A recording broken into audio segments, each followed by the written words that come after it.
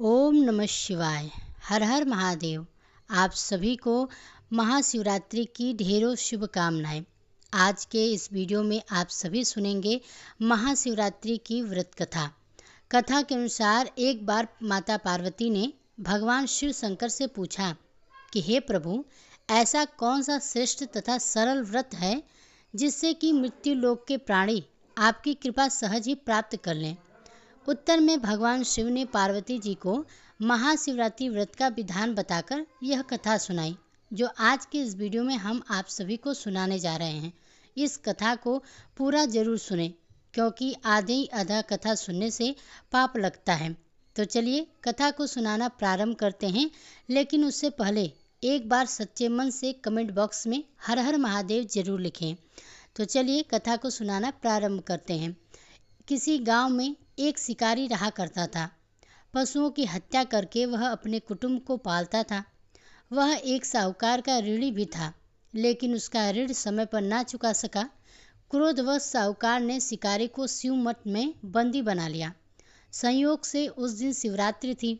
शिकारी ध्यानमग्न होकर शिव संबंधित धार्मिक बातें सुनता रहा। चतुर्दशी को उसने महाशिवरात्रि की कथा भी सुनी।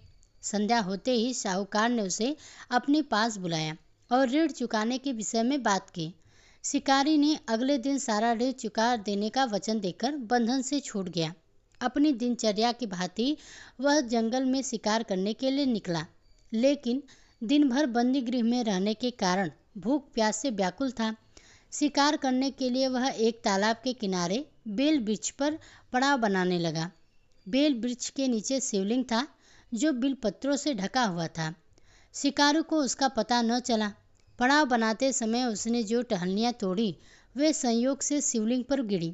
इस प्रकार दिन भर भूखे प्यासे शिकारी का व्रत भी हो गया और शिवलिंग पर बेलपत्र भी चढ़ गए। एक पहर रात्रि बीत जाने पर एक गर्भिणी हिरणी तालाब पर पानी पीने पहुंची। शिकारी ने धनुष पर तीर चढ़ाकर ज्यों प्रत्यंचा खींची। हिरणी बोली कि मैं गर्भिणी हूँ, शीघ्र ही प्रसव करूंगी। तुम एक साथ दो जीवों की हत्या करोगे, जो कि ठीक नहीं है।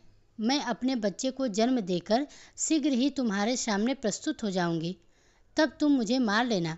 शिकारी ने प्रत्यंचा ढीली कर दी और हिरनी झाड़ियों में लुप्त हो गई। कुछ ही देर बाद एक और हिरनी उधर से निकली। शिकारी की प्रसन्नता का ठिकाना ही नहीं रहा। समीप आने पर उसने धनुष पर बाढ़ चढ़ाया। तब उसे हिरनी ने विनम्रतापूर्वक निवेदन किया कि हे शिकारी, मैं थोड़ी देर पहले ही ऋतु से निवृत्त हुई हूँ।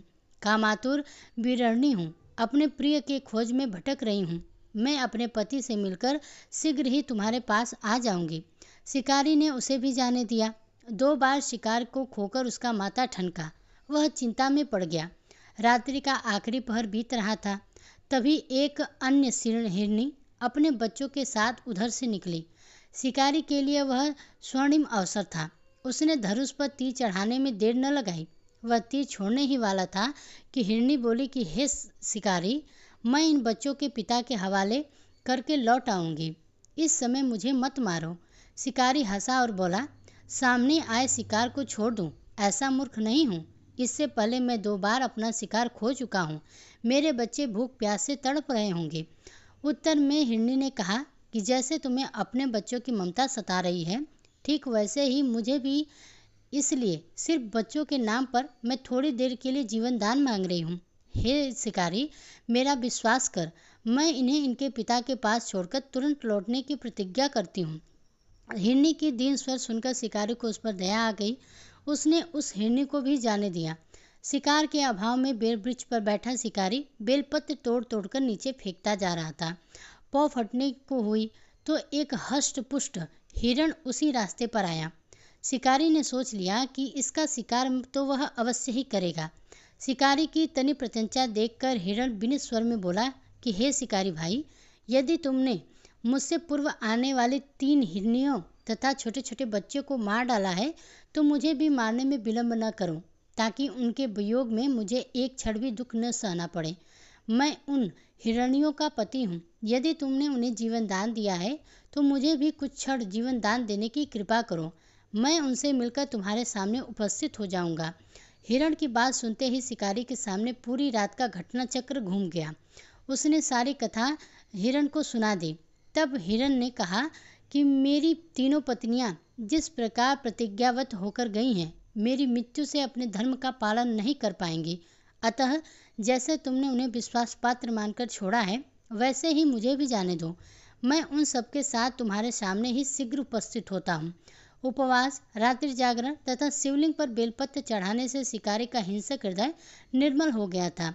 उसने भगवत शक्ति का वास हो गया था। धनुष तथा वाण उसके हाथ से सहज ही छूट गया। भगवान शिव की अनुकंपा से उसका हिंसक हृदय करुणिक भाव से भर गया। वह अपने अतीत के कर्मों को याद करके पश्चाताप की ज्वाला में जलने लगा।